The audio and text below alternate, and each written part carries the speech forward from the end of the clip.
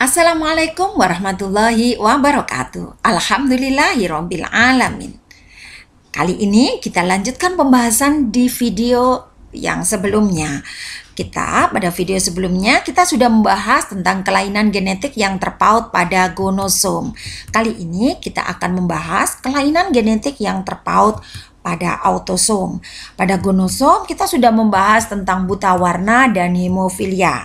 Sedangkan kali ini kita akan membahas tentang kelainan genetik, contohnya adalah albino dan thalassemia. Apa sih albino dan thalassemia itu? Simak baik-baik ya. Ya, albino itu apa sih? Albino itu adalah kelainan genetik karena tubuh tidak mampu mensintesis enzim yang diperlukan untuk mengubah asam aminotirosin menjadi 3,4 dihidrofenilalanin dan menjadi pigmen melanin. Nah, orang albino fenotipnya akan semacam ini. Kulitnya putih, kemudian rambutnya putih, dan irisnya juga tampak lebih terang. Nah, apa fungsi pigmen melanin ini? Pigmen melanin ini berfungsi untuk menangkal atau melindungi tubuh dari radiasi ultraviolet. Jadi, orang yang menderita albino atau mengalami kelainan albino ini, dia kulitnya lebih rentan terkena radiasi ultraviolet. Seseorang yang mempunyai pigmen melanin lebih banyak, maka kulitnya cenderung akan lebih gelap daripada yang pigmen melaninnya tidak terlalu banyak. Nah, pigmen melanin ini terbentuk di kulit bagian epidermis yang terbentuk dari sel melanosit. Nah, karena albino ini terpaut pada kromosom tubuh, maka albino ini antara laki-laki dan perempuan sama. Lambangnya adalah A kecil, maka dia adalah albino. Kalau A besar, A kecil, dia adalah karir atau pembawa sifat. Sementara kalau A besar, A besar, dia adalah normal. Sekarang kita lihat contoh soalnya. Seorang pria normal menikah dengan seorang wanita normal pembawa sifat albino. Tentukan persentase kemungkinan anak yang akan dilahirkan pasangan tersebut. Jadi ini ada seorang laki-laki normal. Dia menikah dengan seorang perempuan normal tapi pembawa sifat albino. Berarti perempuan ini adalah karir albino.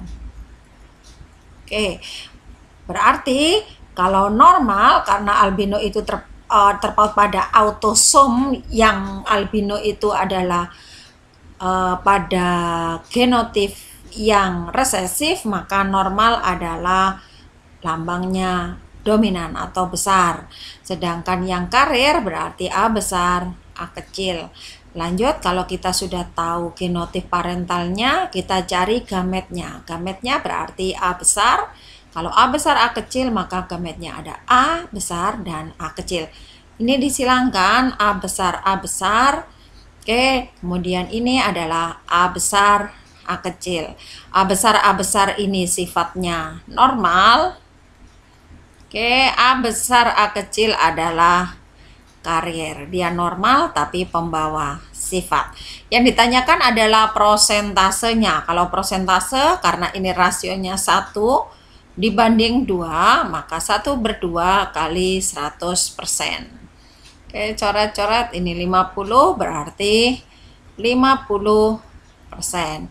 Sedangkan yang karir adalah 1/2 kali 100% sama juga 50%. Jadi ini adalah rasio perbandingan persentase kemungkinan anak yang dilahirkan dari seorang laki-laki yang normal dan seorang perempuan yang pembawa sifat albino. Selanjutnya kita akan membahas kelainan materi genetik yang terpaut pada autosom. Contoh yang kedua yaitu thalassemia. Thalassemia itu adalah kelainan genetik karena rendahnya pembentukan hemoglobin sehingga kemampuan eritrositnya dalam mengikat oksigen ini sangat rendah. Kita tahu bahwa hemoglobin itu yang terdapat pada eritrosit itu berfungsi untuk mengikat oksigen, membentuk oksihemoglobin atau HbO2 untuk diedarkan ke seluruh tubuh. Demikian juga hasil dari respirasi internal sel yang menghasilkan zat sisa berupa CO2 akan diedarkan oleh hemoglobin keluar dari tubuh sebagai zat sisa ekskresi. Nah, talasemia ini ada dikenal dengan talasemia mayor, ada talasemia minor dan orang yang normal. Talasemia mayor dilambangkan huruf T besar, kemudian talasemia minor ini dilambangkan T besar, T kecil, dan seseorang yang normal maka dilambangkan dengan genotif T kecil, T kecil. Nah, pada talasemia mayor ini artinya eritrositnya ini akan rusak atau pecah dalam jangka kurang lebih 30 hari. Dari umur eritrositnya normal itu kan 120 hari. Nah, orang yang talasemia mayor ini membutuhkan transfusi darah. Ya, karena apa? Karena eritrositnya tadi kan rusak dalam waktu 30 hari. Nah, sementara talasemia minor ini dia bersifat normal tetapi dia pembawa sifat. Jadi bisa saja orang yang menderita talasemia minor ini dia dapat mengalami anemia ringan ya. Kemudian yang normal berarti normal. Sekarang kita lihat contoh soalnya.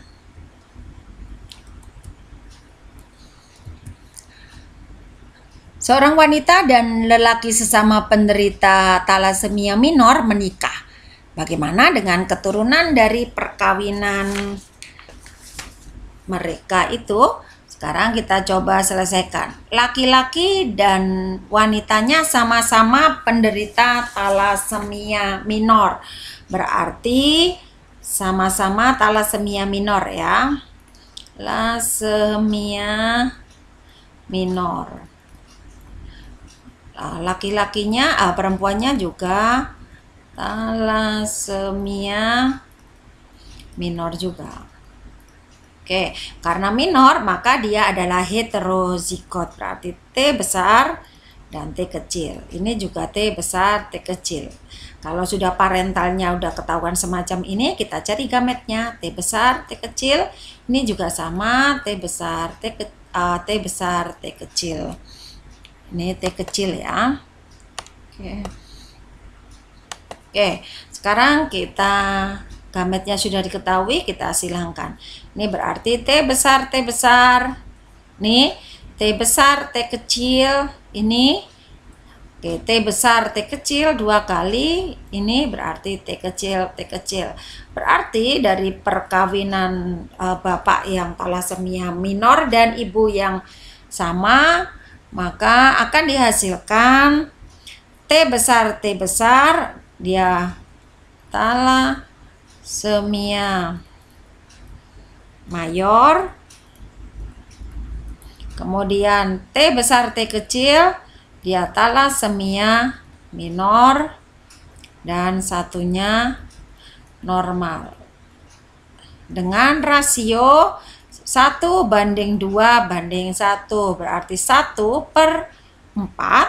Ini 1 kan, ini 4 kali 100%, berarti 25%. Sedangkan untuk talasemia minor rasionya 2/4 kali 100%, berarti 50%. Sedangkan yang normal adalah 1/4 kali 100%, berarti 25%.